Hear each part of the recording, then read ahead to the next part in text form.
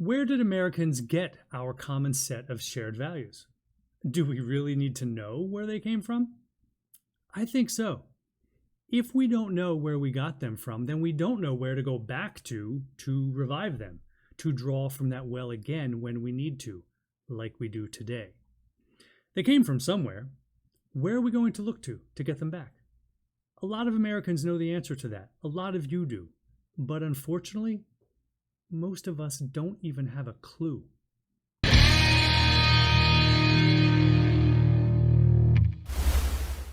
All right, let's talk for a few minutes about this common set of shared values that I brought up in the last post. I rattled off a list in the last video, things like self-determination, natural rights, equality under the law, individualism, religious freedom, the value of work. I don't think I mentioned that one. Consent of the governed, limited government, and of course, the intrinsic value of all human beings made in the image of God. These are some of the shared values that we hold in common as Americans. You might be able to come up with a much longer list if you sat down and thought about it. But where do they come from? Where do we get these values from? Well, they come from a lot of places. We didn't create them all on our own in 1776. If you really wanted to be precise about it, you would have to say that they come from 10,000 years of human history, human thought, and human trial and error. You would have to say that every civilization that has ever existed contributed in some way to their development, and that, of course, would be accurate.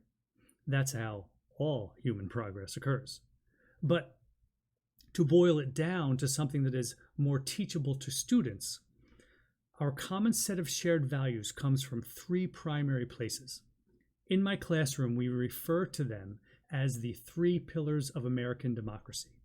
And those three pillars are American founding principles, Western values, and Judeo-Christian thought. Those three can be thought of as the three main sources of our shared values that our country was built upon.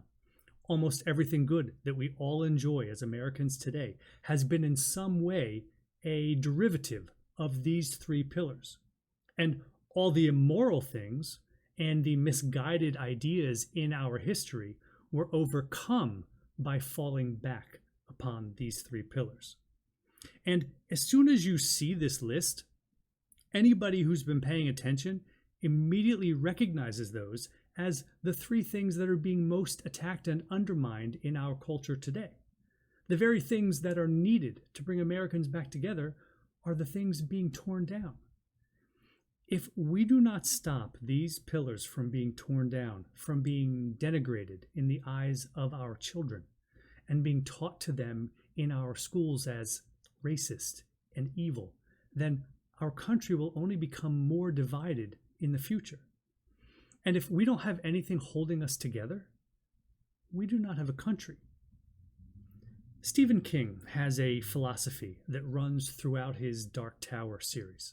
I know, Stephen King's been a little bit nutty lately, but that's kind of my point in these last couple videos, that we can disagree and still treat our fellow Americans with respect and dignity.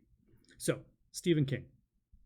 The gunslinger, Roland, in the Dark Tower, refers to this philosophy often when he says this line. He says, "You have forgotten the face of your father." And to put it simply, to forget the face of your father is to dishonor your past. You have forgotten your roots, where you came from, what made you who you are. We, Americans, we have forgotten the face of our fathers and our mothers. We have forgotten what gave us all the freedoms that we cherish today. And if we don't even know how we got those freedoms, we won't be able to stop them from being taken away. We might not even notice when it's happening right under our noses.